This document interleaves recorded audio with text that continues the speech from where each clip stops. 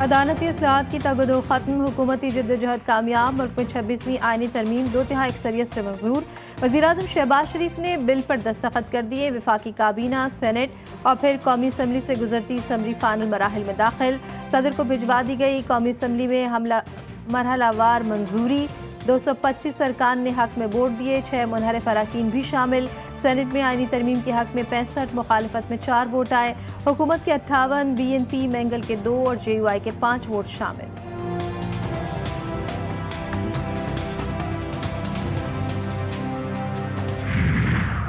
وزیراعظم اتحادیوں کے مشہور پی ٹی آئی سے شکوہ کر دیا، کہتے ہیں یہ صرف ایک آئینی ترمیم نہیں بلکہ اتفاق رائے کا کامیاب باب ہے، اس سے انصاف کا حصول آسان، عام آدمی کو انتظار نہیں کرنا پڑے گا۔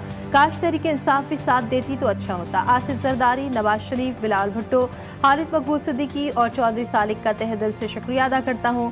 محلاتی سازشوں سے وزراءاعظم کو گھر بھیجا جاتا رہا، حکومتیں ختم کی جاتی رہیں، اب اس کا راستہ رک جائے گا۔ شہباز شریف کا قومی اسمبلی میں جذباتی خطاب۔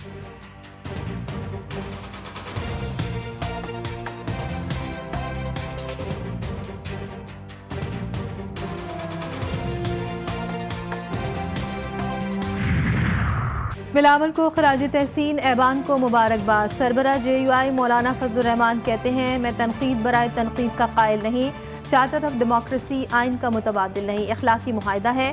آئینی ترمیم کو شخصیات پر مبنی نہ کیا جائے۔ تمام کوششوں میں تحریک انصاف کے ساتھ شامل رہا۔ آج جو کچھ بانی پی ٹی آئی کے ساتھ ہو رہا ہے، میں اس کی مذمت کرتا ہوں۔ یہ فیصلے ہم نے کرنے ہیں، کسی اور نے باہر سے آ کر نہیں کرنے۔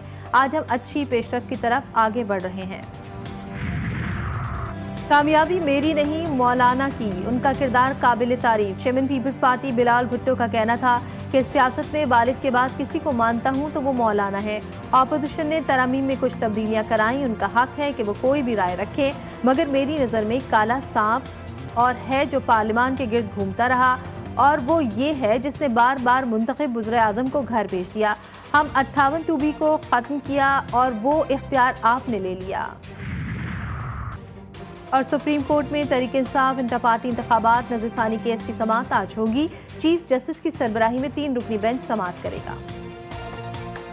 شمالی غزہ میں القصام بریگیڈ کی جوابی کارروائیاں، حملے میں اسرائیلی فوج کے آپریشن کا سربراہ کرنل احسن ڈکسار، 4 صہیونی فوجی ہلاک۔ مجاہدین نے اسرائیلی مرکاوا ٹینک کو بھی تباہ کر دیا۔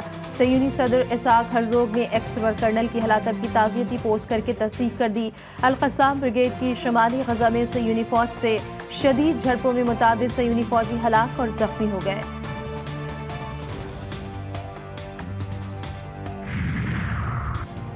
صہیونی فوج کو ایک اور کرارا جواب، حزب اللہ نے شمالی اسرائیل پر 100 سے زائد راکٹس برسا دیے، 15 سے زائد صہیونی ہلاک اور متعدد زخمی ہو گئے۔ صہیونی حکومت کے ریڈیو نے الجلیل اور خلیج حیفا میں بھاری جانی و مالی نقصان کی تصدیق کر دی، کہا کچھ پروجیکٹائل کو فضائی دفاع نے روکا، دیگر خطے میں گر کر تباہ ہوئے۔ راکٹ حملوں میں بیشتر مقامات پر آگ بھڑک اٹھی۔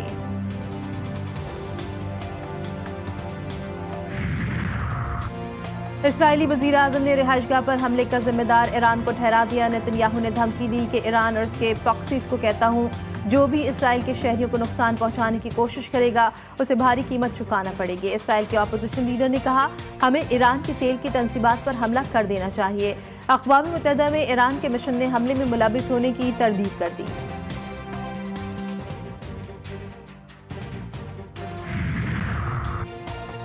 اہداف کا تعین کر لیا، ہم پر حملہ ہوا تو اسرائیل میں بمباری کریں گے۔ ایران کے وزیر خارجہ عباس عراقچی نے صہیونی حکومت کو خبردار کر دیا، کہا ایران کے خلاف کسی قسم کی کارروائی کی صورت میں بھرپور جواب دیا جائے گا۔ ایران پر کسی بھی قسم کا حملہ ریڈ لائن عبور کرنے کے مترادف ہوگا۔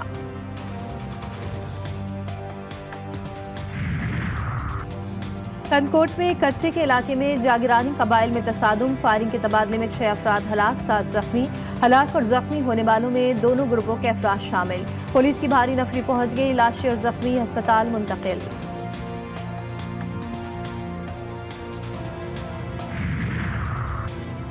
Women's T20 world cup 2024، New Zealand پہلی بار عالمی چیمپئن بن گیا۔ کیویز نے پروٹیز کو 32 رن سے شکست دی۔ جنوبی افریقہ ویمنز 159 رنز ہدف کے جواب میں 9 وکٹوں پر 126 رنز بنا سکی۔ نیوزی لینڈ نے 5 وکٹوں کے نقصان پر 158 رنز بنائے تھے۔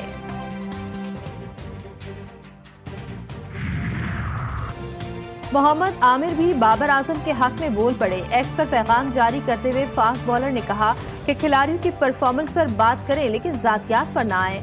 इस सोच को खत्म करो कि बाबर टीम में नहीं था, वो खिलाड़ी नहीं था तो टीम जीत गई। आमिर ने कहा हम बेहतर हिकमत अमली के साथ खेले और होम ग्राउंड का फायदा उठाया, इसलिए जीत गए।